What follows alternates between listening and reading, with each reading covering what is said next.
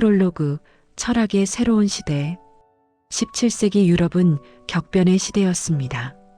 마르틴 루터가 비텐베르크 성당문에 95개조 반박문을 내걸며 시작된 종교개혁은 1000년 이상 유럽을 지배해온 가톨릭 교회의 절대적 권위를 무너뜨렸습니다. 신앙의 확실성은 흔들렸고 사람들은 무엇을 믿어야 할지 혼란에 빠졌습니다. 동시에 과학혁명이라는 거대한 물결이 유럽 전역을 휩쓸고 있었습니다.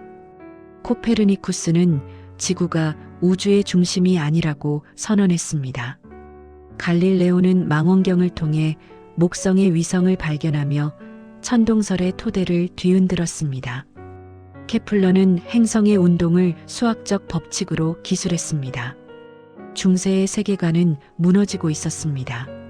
천상계와 지상계를 구분하던 아리스토텔레스의 우주론은 더 이상 설득력을 갖지 못했습니다. 자연은 신비로운 목적과 본질이 아니라 수학과 기하학의 언어로 이해할 수 있는 대상이 되어가고 있었습니다. 이러한 시대적 격변 속에서 한 철학자가 새로운 질문을 던졌습니다. 우리는 무엇을 확실히 알 수 있는가? 전통과 권위가 무너진 시대, 감각마저 우리를 속이는 세계에서 진정으로 확실한 것은 무엇일까요? 이 근본적인 물음을 던진 사람이 바로 르네 데카르트였습니다. 데카르트는 기존의 철학을 단순히 이어받거나 수정하는 것으로 만족하지 않았습니다. 그는 철학의 토대 자체를 처음부터 다시 세우려 했습니다. 마치 낡은 건물을 보수하는 것이 아니라 완전히 새로운 건물을 짓기 위해 땅을 파고 기초를 놓듯이 말입니다. 그가 남긴 유명한 명제, 나는 생각한다. 그러므로 존재한다는 이제 철학의 상징이 되었습니다. 이 짧은 문장 속에는 근대 철학의 모든 것이 압축되어 있습니다. 오늘 우리는 데카르트의 시대와 삶, 그의 혁명적인 철학 사상, 그리고 그가 인류의 사유에 남긴 거대한 흔적을 함께 탐구하겠습니다. 확실성을 향한 한 철학자의 대담한 여정으로 여러분을 초대합니다. 1장 데카르트의 시대와 삶. 르네 데카르트는 1596년 3월 31일 프랑스 투렌 지방의 작은 마을라에서 태어났습니다. 그의 집안은 하급 귀족 출신으로 아버지는 법률가였습니다. 어머니는 데카르트가 1살 때 세상을 떠났고 그는 할머니와 유모의 손에서 자랐습니다. 어린 시절부터 허약한 체질이었던 데카르트는 아침 늦게까지 침대에서 사색하는 습관을 길렀습니다. 이 습관은 평생 그의 사유 방식이 되었고 그의 가장 중요한 철학적 통찰들은 대부분 이 고요한 아침 시간에 탄생했습니다. 10살 때 데카르트는 프랑스에서 가장 명망 있는 예수의 학교인 라 플레슈 학교에 입학했습니다. 그곳에서 그는 8년간 라틴어, 그리스어, 수사학, 철학, 신학을 배웠습니다. 특히 수학과 논리에서 탁월한 재능을 보였습니다. 하지만 데카르트는 점차 학교에서 배우는 스콜라 철학의 회의를 품기 시작했습니다. 스콜라 철학은 아리스토텔레스의 사상을 기독교 신학과 결합시킨 중세의 지적 전통이었습니다. 수많은 권위자들의 견해를 암기하고 끝없는 논쟁과 구분을 통해 진리에 접근하려는 방식이었습니다. 하지만 데카르트에게 이것은 진정한 지식이 아니었습니다. 권위에 의존하는 것은 진리를 발견하는 것이 아니라 단지 다른 사람의 의견을 받아들이는 것에 불과했습니다. 그는 자신의 이성으로 직접 확인할 수 있는 확실하고 명증한 지식을 갈망했습니다. 학교를 졸업한 후 데카르트는 푸아티에 대학에서 법학을 공부했지만 곧 책 속의 지식만으로는 충분하지 않다는 것을 깨달았습니다. 그는 세상이라는 큰 책을 읽기로 결심했습니다. 1618년 그는 네덜란드로 가서 마우리츠 공의 군대에 자원 입대했습니다. 당시 유럽은 30년 전쟁이 한창이던 시기였습니다. 하지만 데카르트가 군에 입대한 것은 전쟁 영웅이 되기 위해서가 아니라 다양한 경험을 쌓고 세상을 여행하기 위해서였습니다. 네덜란드에서 데카르트는 운명적인 만남을 가졌습니다. 거리의 게시판에 붙어있던 수학 문제를 보고 해결책을 찾던 중 그는 이삭 베크만이라는 물리학자를 만났습니다. 베크만은 데카르트의 수학적 재능을 알아보았고 두 사람은 깊은 우정을 나눴습니다. 베크만은 데카르트에게 물리 현상을 수학적으로 설명하는 방법을 가르쳐 주었고 이것은 데카르트의 과학적 사고에 결정적인 영향을 미쳤습니다. 1619년 11월 10일 밤 독일의 울름 근처 겨울 수경지에서 데카르트는 3번의 꿈을 꾸었습니다. 그는 이 꿈들이 자신의 인생에 중대한 의미를 갖는다고 확신했습니다. 꿈속에서 그는 놀라운 학문의 토대에 대한 계시를 받았다고 느꼈습니다. 이 신비로운 경험 이후 데카르트는 모든 학문을 통일하는 보편적 방법론을 찾겠다는 결심을 굳혔습니다. 수학의 명증성과 확실성을 다른 모든 학문에 적용할 수 있다면 진정한 지식의 체계를 세울 수 있을 것이라고 생각했습니다. 1620년대 내내 데카르트는 유럽 전역을 여행했습니다. 프랑스, 독일, 이탈리아를 거치며 당대의 지식인들과 교류했습니다. 1628년 그는 파리의 한 살롱에서 열린 토론회에 참석했습니다. 그곳에서 데카르트는 기존 철학의 혼란을 비판하고 새로운 방법론의 필요성을 역설했습니다. 이 연설은 큰 반향을 일으켰고 추기경 베리를 비롯한 많은 사람들이 데카르트에게 자신의 철학을 체계화해 줄 것을 권유했습니다. 1629년 데카르트는 중대한 결정을 내렸습니다. 그는 프랑스를 떠나 네덜란드로 이주했습니다. 네덜란드는 당시 유럽에서 가장 관용적이고 자유로운 나라였습니다. 종교적 억압이 상대적으로 덜했고 사상의 자유가 보장되었습니다. 데카르트는 이곳에서 20년 이상 머물며 자신의 가장 중요한 저작들을 집필했습니다. 그는 의도적으로 은둔적인 삶을 살았습니다. 주소를 자주 바꾸며 조용히 사색하고 글을 썼습니다. 1633년 데카르트는 세계론이라는 책을 거의 완성했습니다. 이 책에서 그는 코페르니쿠스의 지동설을 옹호하고 우주를 기계론적으로 설명했습니다. 하지만 바로 그해 갈릴레오가 종교재판에서 유죄 판결을 받고 가택 연금되었다는 소식이 들렸습니다. 갈릴레오의 죄목은 지동설을 주장한 것이었습니다. 이 소식에 충격을 받은 데카르트는 세계론의 출판을 중단했습니다. 그는 교회와의 불필요한 충돌을 원하지 않았습니다. 하지만 데카르트는 침묵하지 않았습니다.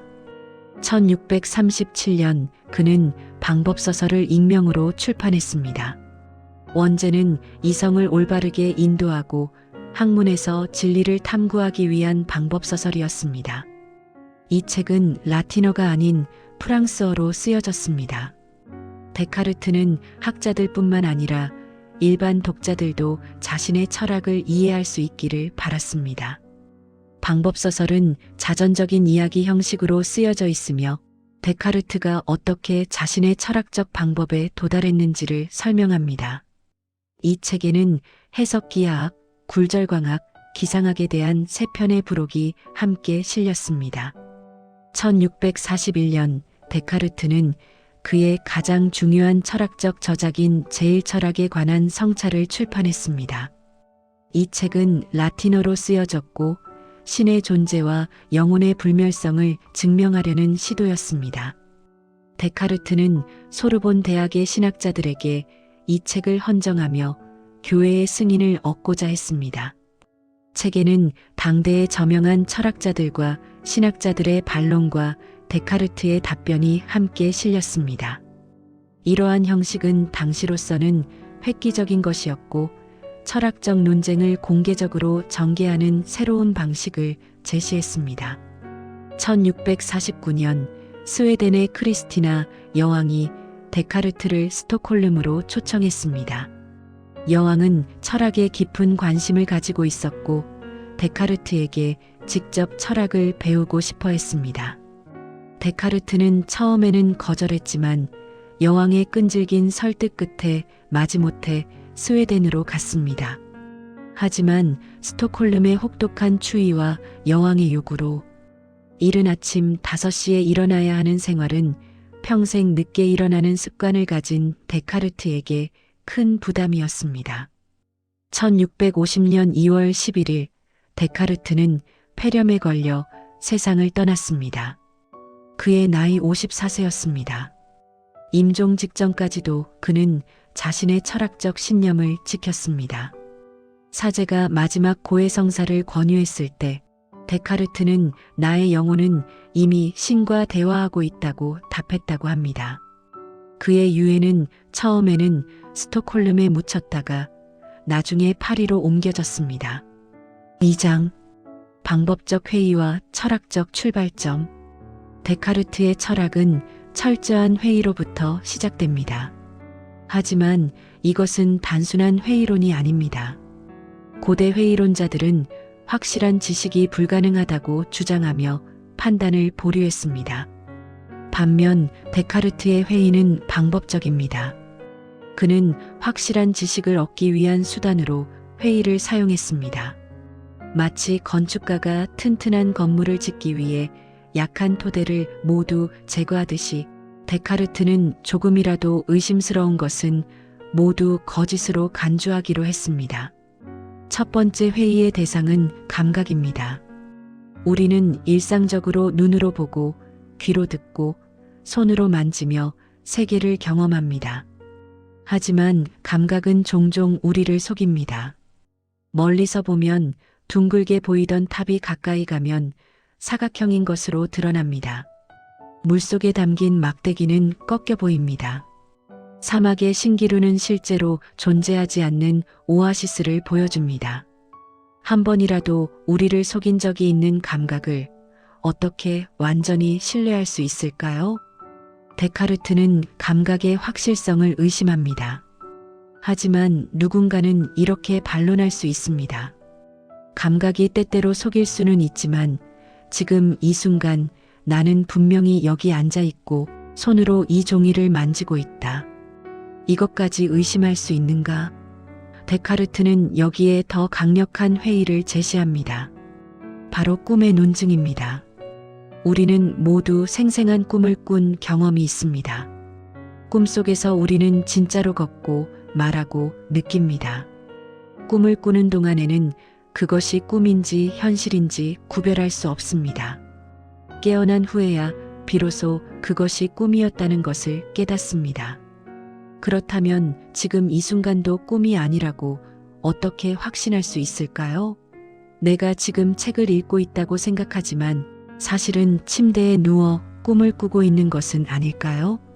데카르트는 꿈과 현실을 구별할 확실한 기준이 없다고 지적합니다. 하지만 꿈이라 하더라도 어떤 것들은 확실해 보입니다. 예를 들어 수학적 진리는 어떨까요? 내가 깨어있든 꿈을 꾸고 있든 2 더하기 3은 5입니다. 정사각형은 4개의 변을 가지고 있습니다. 이러한 수학적 명제는 경험과 무관하게 참인 것처럼 보입니다. 하지만 데카르트는 여기에 가장 급진적인 회의를 도입합니다. 바로 악령 가설입니다. 만약 전능하고 교활한 악령이 존재해서 나를 끊임없이 속이고 있다면 어떨까요? 이 악령은 내가 2 더하기 3을 계산할 때마다 나의 정신을 조작해서 잘못된 답을 얻게 만들 수도 있습니다. 내가 보는 색깔, 느끼는 감촉, 심지어 수학적 직관까지도 모두 악령의 속임수일 수 있습니다. 외부 세계는 전혀 존재하지 않고 나는 악령이 만든 환각 속에 갇혀 있는 것일지도 모릅니다. 이 가설은 극단적으로 보입니다. 하지만 데카르트의 목적은 불가능한 시나리오를 상상하는 것이 아닙니다. 그는 논리적으로 가능한 모든 의심을 제거하고 절대적으로 확실한 것을 찾고자 했습니다. 악령 가설이 아무리 비현실적이더라도 논리적 가능성으로서 고려해야 한다는 것입니다. 이제 모든 것이 의심스러워 보입니다. 감각은 믿을 수 없고 외부 세계의 존재도 확실하지 않으며 심지어 수학적 진리마저 의심스럽습니다. 데카르트는 철저한 회의의 심연 속으로 빠져듭니다. 하지만 바로 이 순간 그는 놀라운 발견을 합니다. 내가 모든 것을 의심하고 있다는 사실은 의심할 수 없습니다. 악령이 나를 속이고 있다고 하더라도 속임을 당하고 있는 나는 존재해야 합니다. 내가 생각하고 의심하고 고려하고 있다는 바로 그 사실은 부정할 수 없습니다. 여기서 데카르트는 근대 철학의 가장 유명한 명제에 도달합니다. 나는 생각한다. 그러므로 나는 존재한다. 이 명제는 절대적으로 확실합니다. 내가 이것을 의심하려고 시도하는 바로 그 순간 나는 생각하고 있으며 따라서 존재하고 있습니다. 이것은 어떤 회의로도 무너뜨릴 수 없는 확실한 토대입니다. 하지만 코기토가 확립하는 것은 무엇일까요? 그것은 사유하는 나, 즉 정신의 존재입니다. 데카르트는 아직 자신의 육체가 존재한다고 확신할 수 없습니다. 외부 세계도 확실하지 않습니다.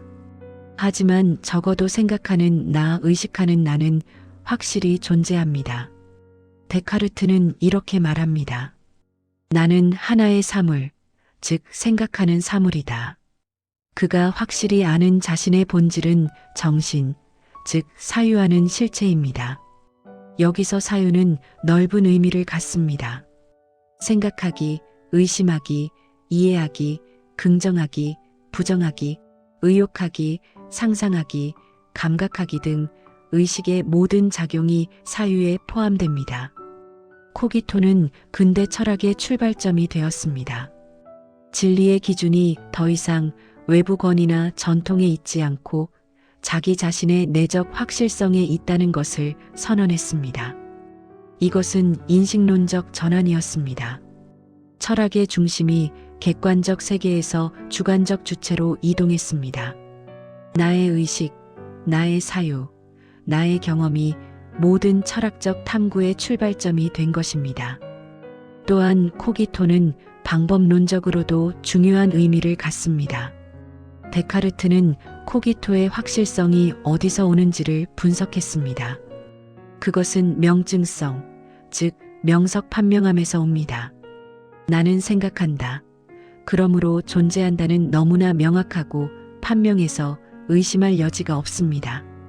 데카르트는 이것을 진리의 일반적 기준으로 삼았습니다. 명석 판명하게 지각되는 모든 것은 참이라는 것입니다. 이제 데카르트는 코기토라는 확고한 토대 위에서 철학의 건물을 쌓아 올리기 시작합니다. 하지만 여전히 많은 문제가 남아 있습니다. 나의 정신 외에 다른 것도 존재할까요? 외부 세계는 실제할까요? 신은 존재할까요? 그리고 무엇보다도 어떻게 정신과 물질이 상호작용할 수 있을까요? 3장 방법론과 과학적 기여. 데카르트는 단순히 형이상학자가 아니었습니다. 그는 모든 학문에 적용될 수 있는 보편적 방법을 찾고자 했습니다. 방법서설에서 그가 제시한 4가지 규칙은 그의 방법론의 핵심을 보여줍니다. 첫째, 명증의 규칙입니다. 명석 판명하게 참이라고 인식되는 것만을 받아들이고 조금이라도 의심스러운 것은 거짓으로 간주해야 합니다. 이것은 성급한 판단과 편견을 피하라는 것입니다. 둘째, 분석의 규칙입니다. 복잡한 문제를 가능한 한 작은 부분으로 나누어야 합니다. 이렇게 함으로써 문제를 다루기 쉽게 만들 수 있습니다. 셋째, 종합의 규칙입니다. 가장 단순한 것에서 시작해서 점차 복잡한 것으로 나아가야 합니다. 순서를 따라 차근차근 진행해야 합니다. 넷째, 완전성의 규칙입니다. 모든 것을 빠짐없이 점검하고 검토해야 합니다. 아무것도 간과하지 않았다는 확신을 얻어야 합니다. 이러한 방법론은 수학, 특히 기하학의 방법을 모델로 한 것입니다. 기하학은 자명한 공리에서 출발해서 논리적 연역을 통해 복잡한 정리들을 증명합니다. 데카르트는 이러한 방법이 철학과 과학의 모든 영역에 적용될 수 있다고 믿었습니다. 실제로 데카르트는 수학에 혁명적인 기여를 했습니다. 그는 대수와 기하를 결합하여 해석기하학을 창시했습니다. 기하학적 도형을 방정식으로 표현하고 대수적 방법으로 기하학 문제를 풀 수 있게 했습니다. 우리가 오늘날 사용하는 좌표계를 데카르트 좌표계라고 부르는 이유입니다. 이 발명은 미적분학의 발전을 가능하게 했고 현대 수학과 물리학의 토대가 되었습니다. 데카르트는 자연을 수학의 언어로 읽을 수 있다고 믿었습니다. 그는 갈릴레오의 유명한 말에 동의했을 것입니다. 자연이라는 책은 수학의 언어로 쓰여져 있다. 물질 세계의 본질이 연장이라면 모든 물질적 현상은 궁극적으로 기하학과 운동의 문제로 환원될 수 있습니다. 이러한 관점은 근대 과학의 수학화를 촉진했습니다. 에필로그, 확실성을 향한 끝나지 않은 여정. 르네 데카르트는 우리에게 하나의 근본적인 질문을 남겼습니다. 나는 무엇을 확실히 알 수 있는가? 이 질문은 단순해 보이지만 그 안에는 인간 존재의 가장 깊은 문제들이 담겨 있습니다. 지식의 본성, 의식의 신비, 세계와 자아의 관계 등이 모두 이 질문과 연결되어 있습니다. 데카르트의 대답은 혁명적이었습니다. 그는 외부 세계나 전통적 권위가 아니라 자기 자신의 의식에서 확실성을 찾았습니다. 나는 생각한다. 그러므로 존재한다. 이 짧은 문장은 철학의 역사를 바꿨습니다. 그것은 주체를 철학의 중심에 놓았고 근대적 자아의 탄생을 알렸습니다. 데카르트의 철학은 완벽하지 않았습니다. 정신과 물질의 상호작용 문제, 신존재 증명의 취약성, 순환 논증의 위험 등 많은 비판이 제기되었습니다. 하지만 철학의 위대함은 완벽한 답을 제시하는 데 있지 않습니다. 오히려 올바른 질문을 던지고 사유의 새로운 길을 여는 데 있습니다. 이 점에서 데카르트는 의심할 여지 없이 위대한 철학자였습니다. 그가 열어놓은 길은 오늘날까지 이어지고 있습니다. 우리는 여전히 의식의 본성을 이해하려 노력하고 있습니다. 인공지능은 생각할 수 있는가? 우리의 자유의지는 진정한 것인가? 아니면 뇌의 결정론적 과정의 결과인가? 가상현실과 실제 현실을 어떻게 구분할 수 있는가? 이 모든 질문들은 데카르트가 시작한 탐구의 연장선상에 있습니다. 21세기를 살아가는 우리에게 데카르트는 무엇을 가르쳐 줄까요? 아마도 가장 중요한 교훈은 용기일 것입니다. 모든 것을 의심하는 용기, 전통과 권위에 도전하는 용기, 스스로 생각하는 용기. 데카르트는 이렇게 말했습니다. 이성을 올바르게 사용하는 것보다 중요한 것은 없다. 또한 데카르트는 우리에게 방법의 중요성을 가르쳐 줍니다. 단순히 많이 아는 것이 중요한 것이 아니라 올바르게 생각하는 방법을 아는 것이 중요합니다. 명석판명한 것만을 받아들이고 복잡한 문제를 단순한 요소로 나누며 체계적으로 사고를 전개하는 습관은 오늘날에도 여전히 유효합니다. 17세기의 조용한 네덜란드의 서재에서 사색하던 한 철학자는 이렇게 우리에게 물었습니다. 나는 무엇을 확실히 알 수 있는가? 그의 물음은 메아리처럼 세기를 넘어 우리에게 전해집니다. 그리고 우리는 각자의 방식으로 이 물음에 답해야 합니다. 근대 철학의 창시자로서 데카르트는 우리에게 사유의 새로운 방식을 선물했습니다. 그것은 주체성의 철학, 방법론적 회의, 이성에 대한 신뢰, 수학적 명증성의 추구였습니다. 이러한 유산은 근대 세계를 만드는 데 기여했지만 동시에 극복해야 할 한계도 가지고 있습니다. 21세기의 우리는 데카르트와 함께 그리고 데카르트를 넘어서 나아가야 합니다. 그의 질문을 우리의 것으로 만들되 그의 답을 맹목적으로 따르지는 않아야 합니다.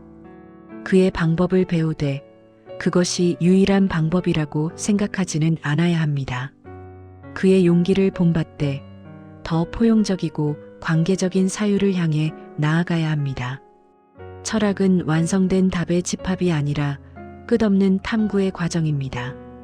데카르트가 시작한 이 탐구는 계속되어야 합니다. 우리 각자가 이 여정의 일부입니다. 우리가 생각하고 의심하고 질문할 때마다 우리는 데카르트의 정신을 이어가는 것입니다. 나는 생각한다. 그러므로 존재한다. 이 명제는 단순한 논리적 명제가 아닙니다. 그것은 선언입니다. 인간 이성의 힘에 대한 선언, 자율적 주체의 탄생에 대한 선언, 새로운 시대의 시작에 대한 선언입니다. 그리고 그 선언은 오늘날에도 여전히 울려 퍼지고 있습니다. 데카르트는 1650년 추운 스톡홀름의 겨울에 세상을 떠났습니다. 하지만 그의 사상은 죽지 않았습니다. 그것은 살아서 계속 진화하고 새로운 세대의 사상가들을 자극하며 인류의 지적 여정을 이끌고 있습니다. 확실성을 향한 그의 대담한 여정은 끝나지 않았습니다. 그것은 우리를 통해 우리의 사유를 통해 계속되고 있습니다. 오늘 이 순간에도 누군가는 데카르트가 했던 것처럼 모든 것을 의심하며 근본적인 질문을 던지고 있을 것입니다. 과학자는 실험실에서, 철학자는 서재에서, 학생은 교실에서, 그리고 보통 사람들은 일상의 순간에 나는 무엇을 확실히 알 수 있는가 라고 물으며 생각하고 있습니다.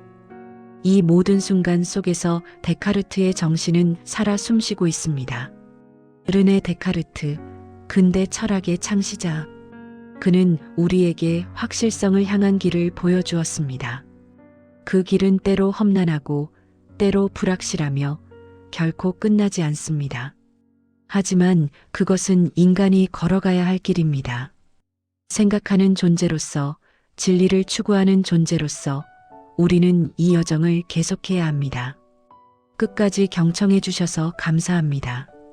구독과 좋아요는 제작하는데 큰 힘이 됩니다.